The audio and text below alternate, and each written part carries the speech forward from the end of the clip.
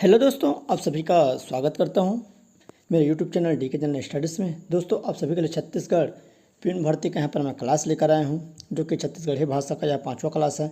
इससे पहले मैंने 4 क्लास करवा रखा है। अगर आपने नहीं देखे होंगे तो नीचे आपको लिंक मिल जाएगा, जाकर जरूर देखिए।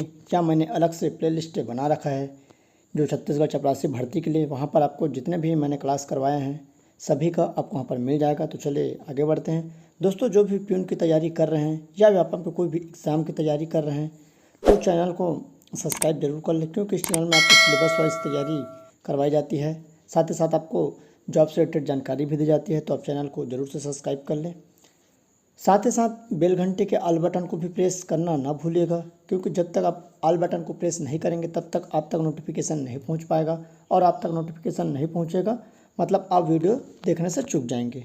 तो आप ज़रूर यहाँ पर प्लेलिस्ट वो भी देखते रहे, साथ साथ बेल घंटे के ऑल बटन को भी प्रेस कर रखे रहिए। तो चलिए आगे बढ़ते हैं। छत्तीसगढ़ी भाषा का यह क्लास है 5वां क्लास, जिसमें सबसे पहला जो प्रश्न है, खिनवा किस अंक का आभूषण है। जो खिनवा एक आभूषण होता है वह कौन से अंक है। तो यहाँ पर 4 ऑप्शन है, कलाई है, कान है, गला है, नाक।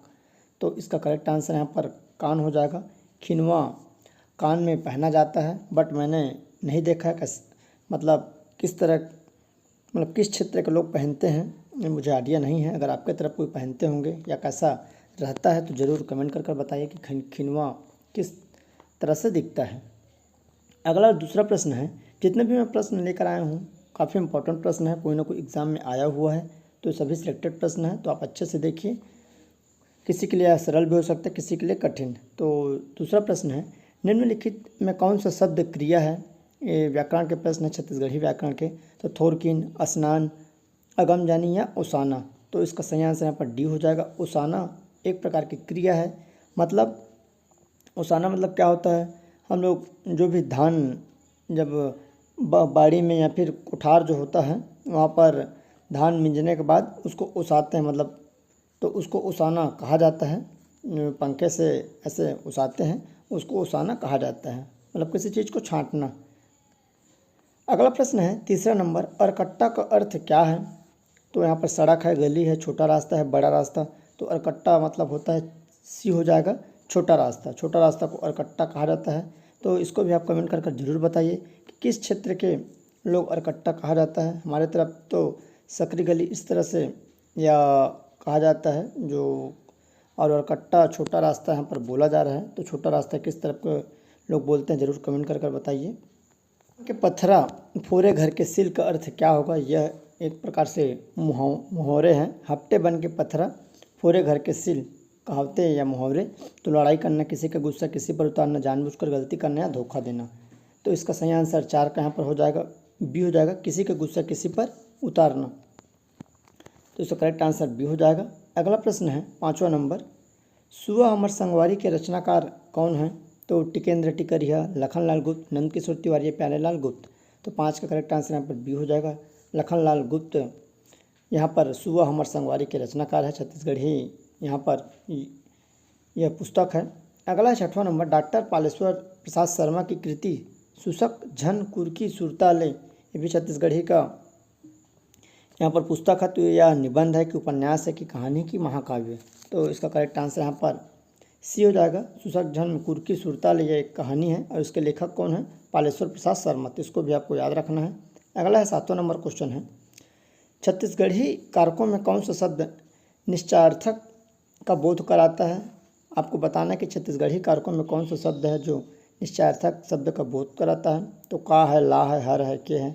तो 7 का यहाँ पर करेक्ट आंसर सी हो जाएगा, हर है, जो क्या कि निश्चय है। मतलब कोई सामान को बोलते हैं ए हर, है ना, वहाँ पर इस तरह से।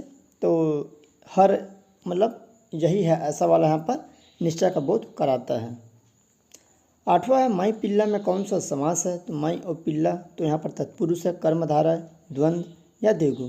तो उसका करेक्ट आंसर यहाँ पर द्वंद्व समास हो जाएगा। माई पिल्ला मतलब यहाँ पर दोनों पद क्या है, दोनों पद प्रधान है, और जहाँ पर दोनों पद प्रधान होता है उसको द्वंद्व समास कहा जाता है। तो माई पिल्ला यहाँ पर द्वंद्व समास हो जाएगा। 9वां नंबर क्वेश्चन है, छत्तीसगढ़ी में समूहवाचक संज्ञा को पहचानना है। तो समूह में जो चीज़ होता है, यहाँ पर 4 सेंटेंस है, 4 शब्द है। तो आपको ऐसे शब्द का पहचान करना है जो समूह में रहते हैं हमेशा। तो चाउर है, डोली है, प्यास है और बर्दी। तो इसका करेक्ट आंसर यहाँ पर डी हो जाएगा, यहाँ पर बर्दी। तो बर्दी को मतलब यहाँ पर समूहवाचक संज्ञा है, क्योंकि बर्दी में बहुत सारे गाय, बैल है ना इत्यादि प्रकार के एक साथ लगभग 40 से 50 आपको वहाँ पर मिल जाएगा, जिसको बर्दी कहा जाता है। अगला प्रश्न है 10वां नंबर। हीरालाल काव्योपाध्याय के छत्तीसगढ़ी व्याकरण को डॉक्टर ग्रेसन ने किस सन में छपवाया था? तो 1703 है, 1890, 1900 या 1901। तो इसका सही आंसर यहाँ पर 1890 हो जाएगा, जो कि छत्तीसगढ़ी व्याकरण को सबसे पहले हीरालाल काव्योपाध्याय ने लिखा था और डॉक्टर ग्रेसन ने यहाँ पर 1890 में छपवाया था। 11वां नंबर क्वेश्चन है, पंडित सुंदरलाल शर्मा ने दुलरवा पत्रिका कहाँ से निकाला था? ये भी क्वेश्चन इंपॉर्टेंट है। तो राजिम से, रायपुर से, बेमेतरा या जेल से? तो इसका करेक्ट आंसर यहाँ पर जेल से हो जाएगा। पंडित साहब सुरमा जब जेल में थे तो वहीं से दुलरवा पत्रिका प्रकाशित करवाया था, तो इसका सही आंसर डी हो जाएगा। 12वां नंबर क्वेश्चन है, चरई में कौन सा उपसर्ग है? तो उपसर्ग बताना है चरई। तो अ, च, चर या र? तो उपसर्ग जो पहले जुड़ता है तो उसका करेक्ट आंसर यहाँ पर च हो जाएगा। च जो उपसर्ग है और जो पहले जुड़कर नया शब्द बनाए उसे उपसर्ग कहा जाता है। अगला है 13वां नंबर क्वेश्चन, हल का छत्तीसगढ़ी पर्याय क्या होगा? तो यहाँ पर 4 ऑप्शन है, तो नांगल, नागर, नगल या लांगल।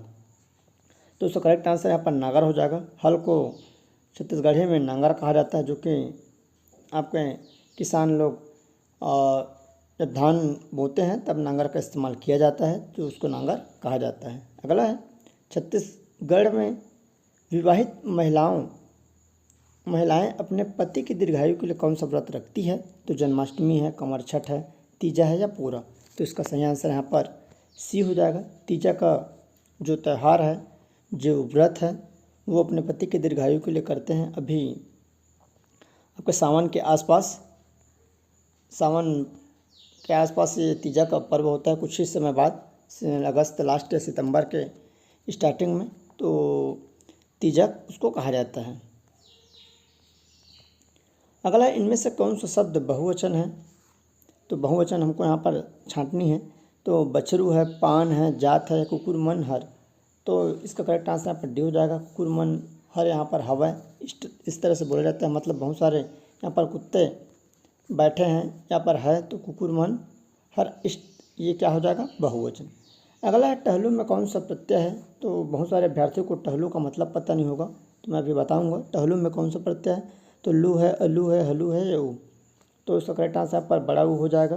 टहलू में बड़ा ऊ प्रत्यय हो जाएगा, जो पीछे जुड़ता है ऐसा नया शब्द, वो यहाँ पर क्या हो जाएगा? ऊ हो जाएगा, मतलब टहलू। तो टहलू किसको कहा जाता है? टहलू कोटवार को कहा जाता है गाँव में।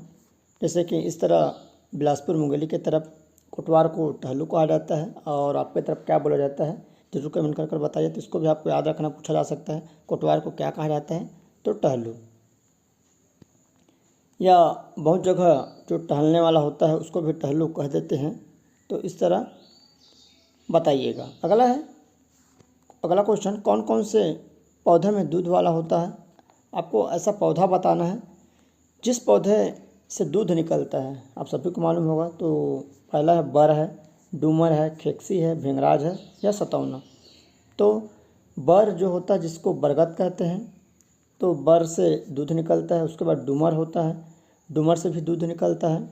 और ये शादी के समय जो मंगरोहन या फिर ऊपर से छाते हैं उसको डूमर के पौधे से छाया जाता है बहुत क्षेत्रों में। उसके बाद खेक्सी, इसमें दूध नहीं निकलता है। खेक्सा जो करेले जैसा होता है उसको कहा जाता है। और भिंगराज ये एक प्रकार से वो पत्ते जैसा होता है। उसके बाद सतौना, जैसे ये सतौना, इसमें भी दूध निकलता है। तो ये तीनों जो पौधे हैं उसमें दूध निकलता है, तो इसका सही आंसर यहाँ पर डी हो जाएगा, 1, 2, 5। अगला है, छत्तीसगढ़ी दान लीला किस पर केंद्रित है? जो छत्तीसगढ़ी दान लीला वह किस पर केंद्रित है? तो श्री कर्ण है, श्री राम है, श्री कृष्ण है या श्री शिव?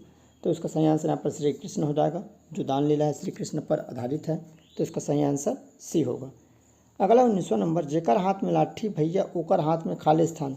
ये मुहावरे हैं, मतलब कहावतें हैं। जेकर हाथ में लाठी भैया ओकर हाथ में खाली स्थान, तो भैंसा, गरुआ, बैला या मेछा। तो 19 का सही आंसर यहाँ पर भैंसा हो जाएगा। जो जेकर हाथ में लाठी ओकर हाथ में यहाँ पर भैंसा, तो करेक्ट आंसर ए हो जाएगा। अगला है 20वां नंबर, दांत दिखाने वाला के लिए छत्तीसगढ़ी शब्द क्या होगा। तो दतला, खेबड़ा, तुपका या दंत निपोर। तो उसके लिए दंत निपोर हो जाएगा। गाँव में बोलते हैं कि दंत निपोर, बहुत दंत निपोरथस। तो इसका करेक्ट आंसर दांत दिखाने वाले का डी हो जाएगा। अगला है ऊब के लिए छत्तीसगढ़ी में पर्याय क्या होगा। ऊब जैसे कि तो बरवट है, सरवट है, अस्कट है या खड़बट। तो ऊब के लिए होता है अस्कट। बोलते हैं कि यार ऊब गए यार, इस तरह से, या अस्कट लग रहा है तो ऊब जाना, तो उसको अस्कट कहा जाता है। अगला है 22वां नंबर, पैया मैं लागत हूँ चंदा सूरज के रे सुआ के खालिस्तान जन्म जन्म दें। तो चिरई, मेचका, डूमर, तिरिया। तो उसका सही आंसर यहाँ पर डी हो जाएगा, तिरिया हो जाएगा 22 का। तो पैया मैं लागा हूँ चंदा सूरज के रे सुआ के तिरिया जन्म जन्म दें। अगला है 23वां नंबर, छत्तीसगढ़ी शब्द झुलफुलहा का अर्थ क्या है। छत्तीसगढ़ी शब्द है झुलफुलहा, उसका अर्थ क्या है। तो आँख से कम दिखना, धूल धक्का, सूर्यास्त का समय, सूर्योदय का समय। तो उसका करेक्ट आंसर झुलफुलहा सूर्यास्त के समय को कहा जाता है। और किस तरह इसको कहा जाता है, किस क्षेत्र में, उसको भी कमेंट करके जरूर बताइए। झुलफुलहा मतलब सूर्यास्त के समय को। शिव महापुराण का छत्तीसगढ़ी अनुवाद किसने किया। तो शिव महापुराण है, उसका छत्तीसगढ़ी में अनुवाद किसने किया। तो शकुंतला शर्मा, गीता शर्मा, गिरिजा शर्मा, निरुपमा शर्मा। तो 24 का करेक्ट आंसर यहाँ पर बी हो जाएगा, गीता शर्मा ने छत्तीसगढ़ी महापुराण का अनुवाद किया है। अगला है बड़हर का अर्थ क्या होगा। बड़हर तो बड़ौरा, बदरा, बडेर या बठेना। तो उसका सही आंसर यहाँ पर ए हो जाएगा, बडोरा, जिसको बड़हर कहा जाता है। इसको मुझे जानकारी नहीं है कि बड़हर और बड़ौरा क्या होता है। अगर आपको जानकारी हो तो ज़रूर कमेंट कर बताइए कि क्या चीज़ को कहा जाता है। अगला प्रश्न है 26वां नंबर, छत्तीसगढ़ी अवयव चुनना है। तो सूरज है, संझा है, खोली या चंदा। तो छत्तीसगढ़ी अवयव क्या हो जाएगा। तो यहाँ पर संझा हो जाएगा। संझा मतलब शाम के समय वाला पर संझा है, तो इसका सही आंसर बी हो जाएगा, संझा। तो इस तरह आपके लगभग 26 प्रश्न जो कि छत्तीसगढ़ी के हैं, और आपके जो प्यून भर्ती है उसमें 15 से 20 प्रश्न आने की संभावना है। तो इस हिसाब से आप तैयारी करिए, और कंटिन्यू चैनल में आपको क्लास मिलते रहेगा। तो आप चैनल में बने रहिए, चैनल को सब्सक्राइब कर रखे रहिए। कुछ भी डाउट्स हो तो नीचे कमेंट कर जरूर बता सकते हो, उसका यहाँ पर रिप्लाई दिया जाएगा। तो चलिए दोस्तों के साथ शेयर ज़रूर करिए एवं लाइक करना ना भूलिएगा।